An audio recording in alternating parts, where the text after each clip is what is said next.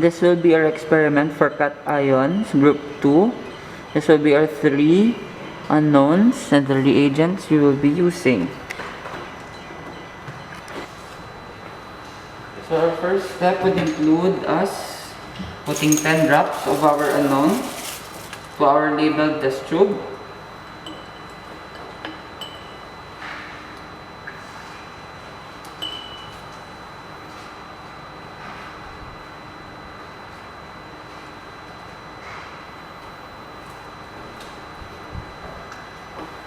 Then we add 4 drops of 3FHCl, the unknown.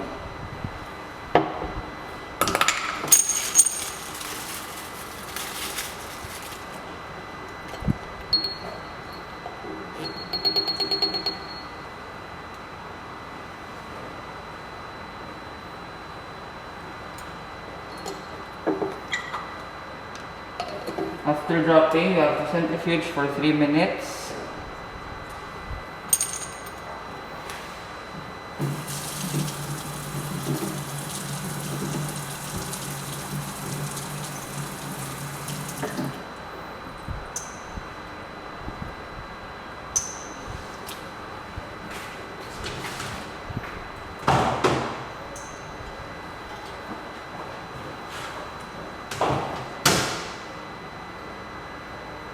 After centrifuging, this is what our solution would look like. And then we have to separate the supernatant from the residue or the precipitate. After taking the supernatant, we do not discard the residue, we just keep it for later. After the supernatant, we add 2 drops of 3FHNO3.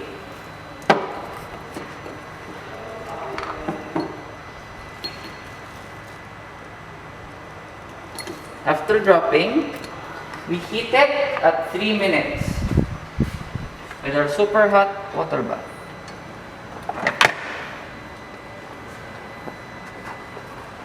Go. So this is our solution after heating. After we heat, we add 5 drops of 3FNH3.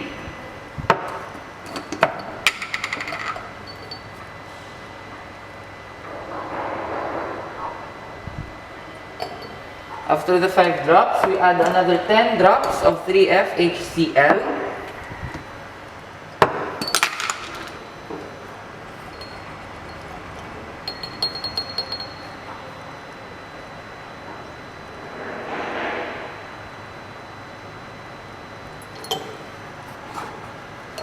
After the 10 drops, we add 2 drops of concentrated HCl.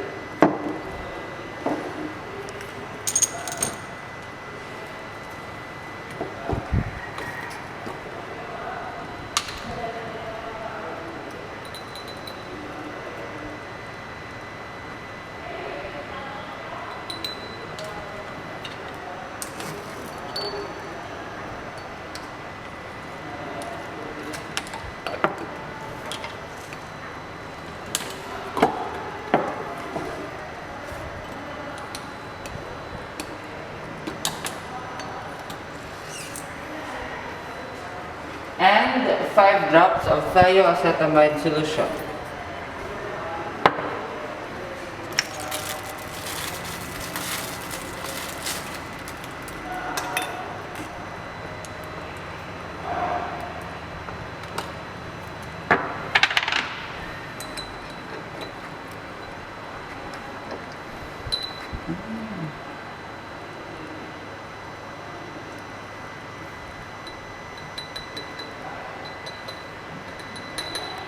After the 5 drops of thioacetamide solution, we heat it for 5 minutes and we mix it inside our water bath.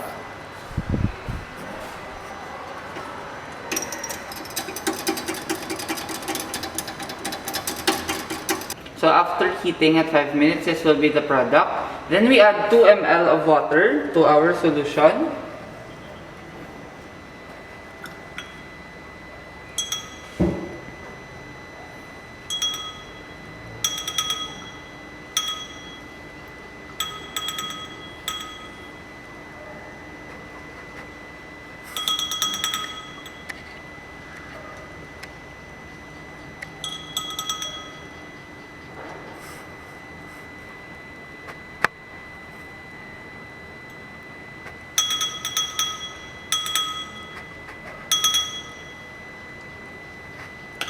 After 2 ml of water, we add plus 5 more drops of thioacetamide solution.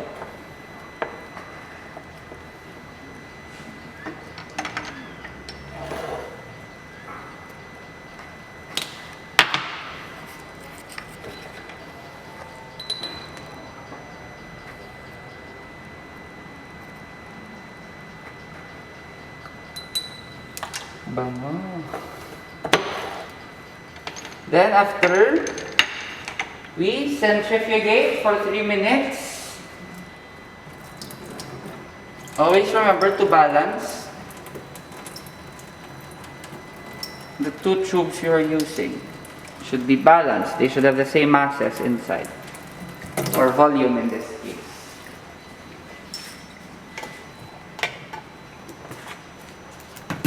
So this will be the precipitate that is formed after. Can you see the distinct black color? That is it. After that, we decant. We do not use the supernatant, we use the precipitate. So, decant.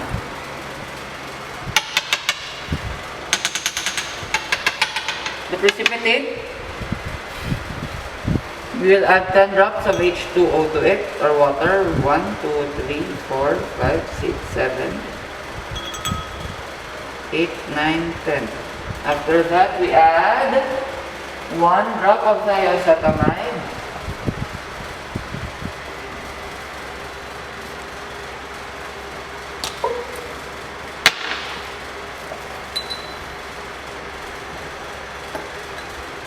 After 1 drop of thioacetamide, 1 drop of saturated ammonium chloride.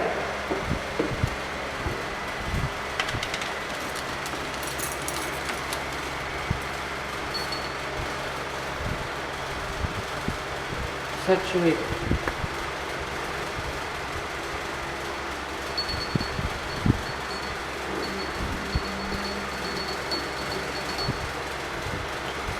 We discard the water that has been used.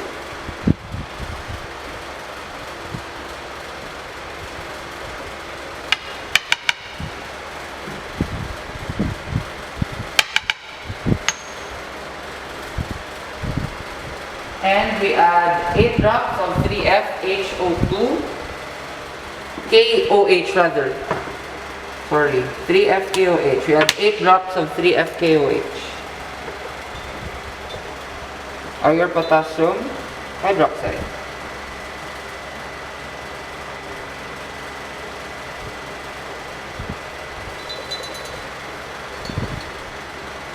After that, we have to stir and heat for another 3 minutes in our water bath.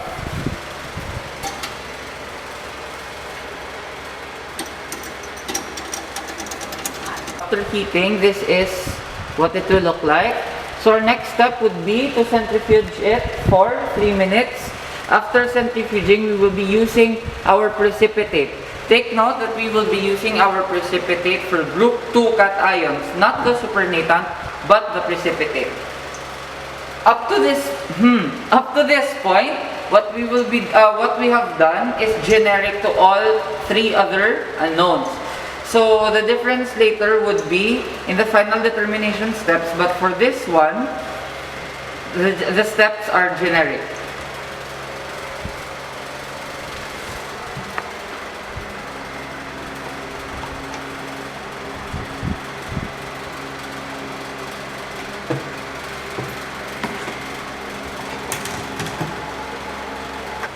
So this is what it will look like after centrifugating and washing it with 10 drops of H2O. After that, we are to add 10 more drops of concentrated HNO3.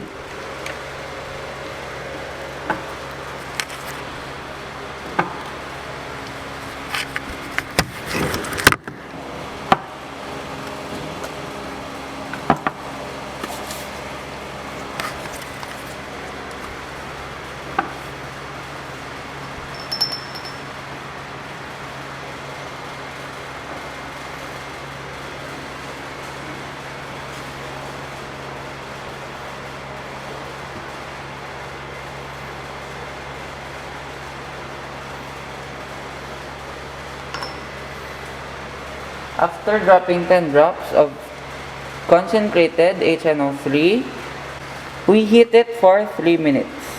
So this is what will happen after heating it. This time you have to separate the residue from the supernatant. We will use the supernatant on a separate tube.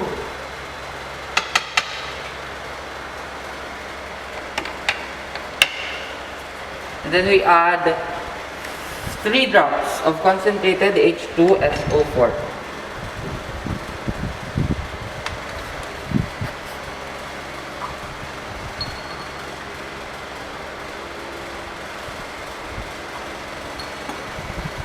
And we heat it again for another 5 minutes.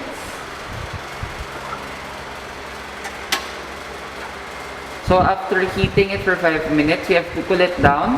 I have already added 1 ml of H2O, and then after that another 5 drops of H2O as I mix it thoroughly. Then we are to centrifuge it for 3 minutes.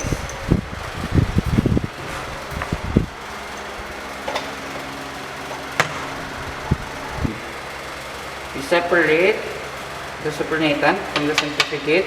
After that, we add 5 drops of concentrated NH3, which is this one.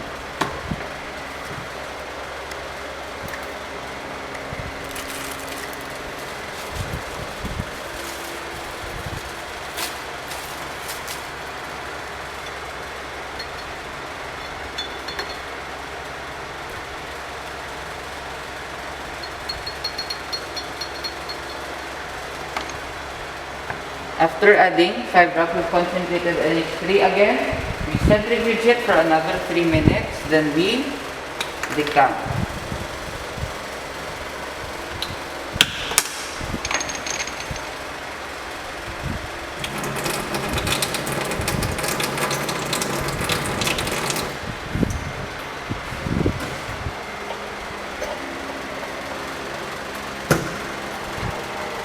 After centrifugating, this is the end product. Then we discard the supernatant. We only want to precipitate. After that, we add 5 drops of H2O to the precipitate. After that, we have to discard the washing of the H2O. And lastly, we have to add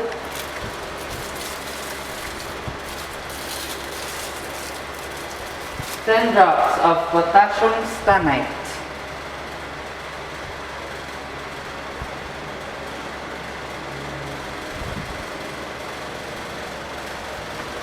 The immediate blackening, as there is a blackening at the bottom of the tube that indicates the bismuth present. I hope you can see it in the camera. Bismuth present in our solution. We add 1 ml of H2O and we stir it. After stirring, we add another 5 drops, then we centrifuge. Don't worry for speaking too fast. The process will be given to you.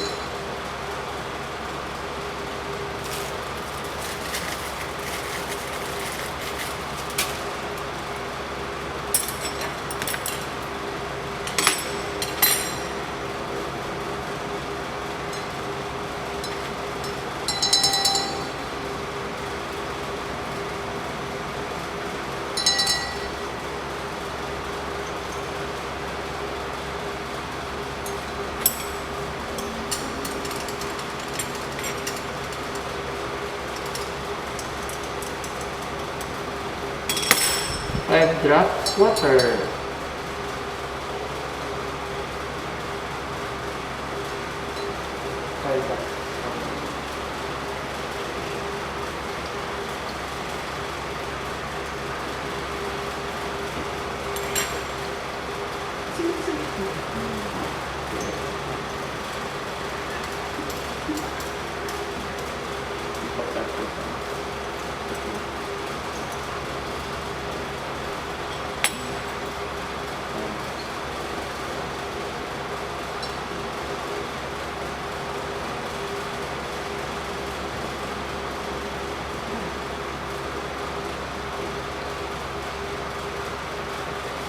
For the next part, after centrifugation, we will be using two separate parts, the supernatant and the precipitate.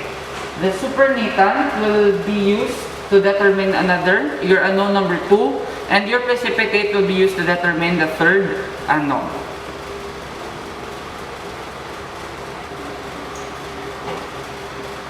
So after centrifugation for our unknown number 3, we use our supernatant.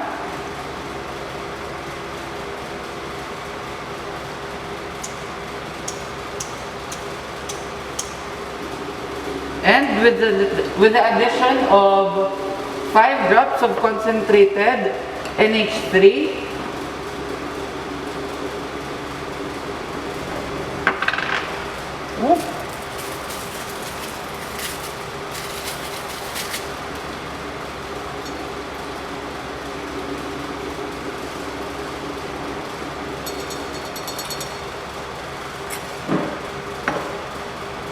there should be a development of dark blue in the supernatant, dark blue supernatant. That is your unknown number 3.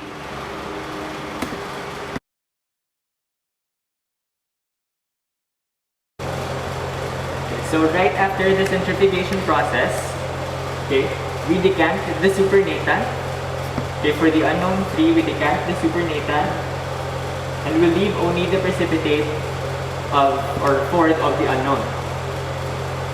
And then what we do with the precipitate is that we add 4 drops of water to it.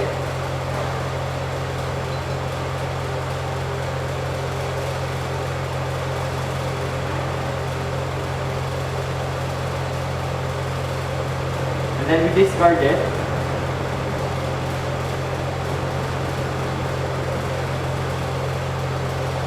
And then right after discarding the water, we add 10 drops of saturated NH4AC.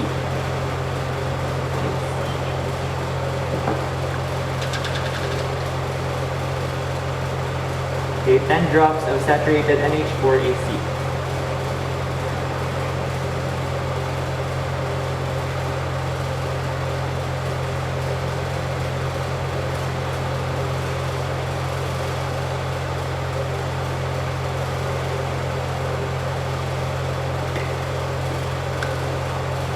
And then afterwards, we heat it for 5 minutes. So as soon as you're done with the heating process, you add to it 1 drop of acetic acid.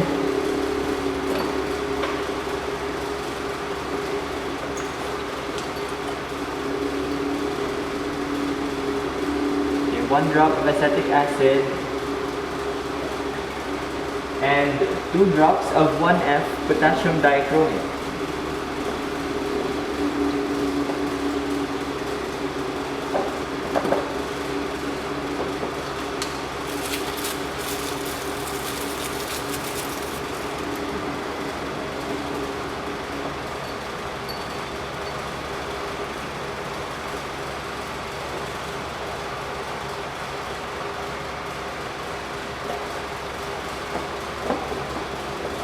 And so this is it for our unknown 3.